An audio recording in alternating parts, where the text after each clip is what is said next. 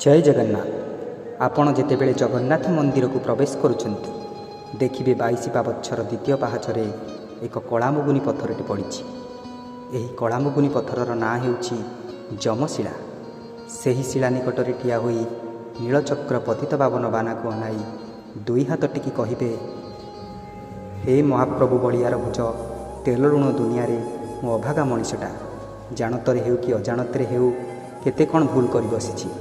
ଆପଣଙ୍କ ଜାଣତରେ ହେଉ କି ଅଜାଣତରେ ହେଉ କେତେ କ'ଣ ପାପ କରି ବସିଛି। ତେଣୁ ଆପଣଙ୍କୁ ଦୁଇ ହାତ ଟେକି କ୍ଷମା ଭିକ୍ଷା କରୁଛି। ଆଉ ମୋର ସେହି ଭୁଲ ଓ ପାପକୁ ମୁଁ ଏହି ଯମଶିଳା ପଥର ନିକଟରେ ସେ ସବୁକୁ ଛାଡ଼ି ଦେଇ ଚାଲି ଯାଉଛି।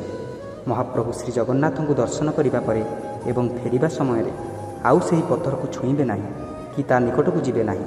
କାରଣ ଫେରିବା ସମୟରେ ସେହି ଯମଶିଳା ପଥର ନିକଟକୁ ଗଲେ ଆପଣ ଛାଡ଼ି ଦେଇ ଯାଇଥିବା ସେହି ପାପ ଓ ଭୁଲକୁ ପୁନର୍ବାର ଆପଣଙ୍କ ସାଙ୍ଗରେ ନେଇ ଘରକୁ ଫେରିବେ।